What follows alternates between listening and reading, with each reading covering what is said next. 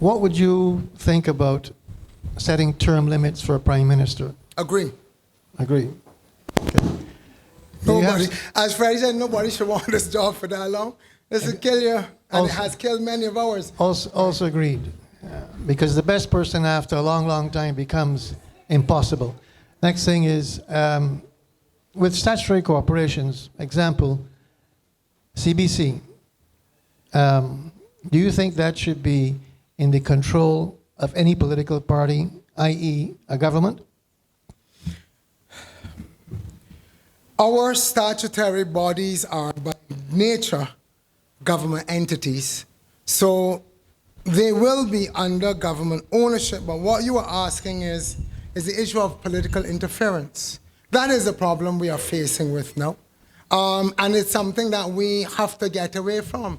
We have now, and y'all, if you're reading my articles, are aware of it, a government department which is a propaganda unit. It is staffed by political operatives, and it broadcasts party activities. And this is a government department. So we have to separate government administration from politics. And we can only do that if we deal with the issue of integrity in public life. People think that corruption is about money. Corruption is not about money. It is using government resources towards a personal or political agenda. That is corrupt. So what do we have to do? We have to be serious about corruption. I told David Ellis, corruption is not a word or a concept for me, it's a way of life. This is what we have to sign up for. And we have to be willing as citizens, because I have realized of late, we don't say what we are feeling. I understand that there is a general sense in Barbados that people can't speak. People get summoned all parts of places and asked why they're writing and doing things in papers and on. We have to have courage. We have to have the courage to stand for our nation.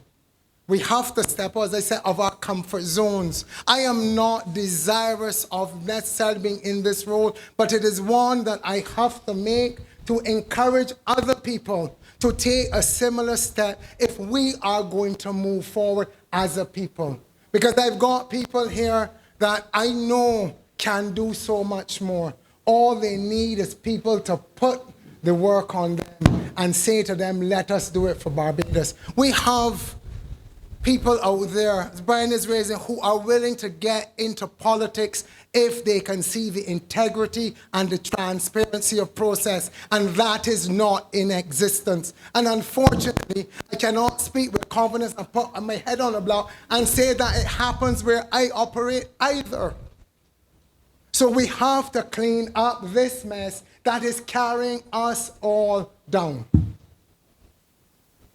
One other thing, you have any ideas about how many ministers we should have in a government? A lot less than we got now. Let me tell you, a lot less than we got now. A lot less than we got. We got about 7 assistant ministers of health. Every time COVID is, they're trotting out somebody else because they have nothing to do. They have nothing to do. We got a minister of fishing boats. I said that in the paper. They put the Ministry of Maritime Affairs up with civil aviation. They don't know up from down.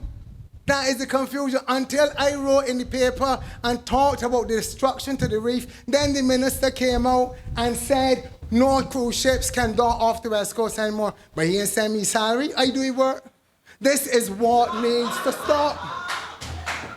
This needs to stop. And the public needs to say, this is wrong. But I like how Bajans did it last time. They didn't send to keep no big silent noise, but they sorted out who needed sorting out. I hope y'all stick true to form and do it again.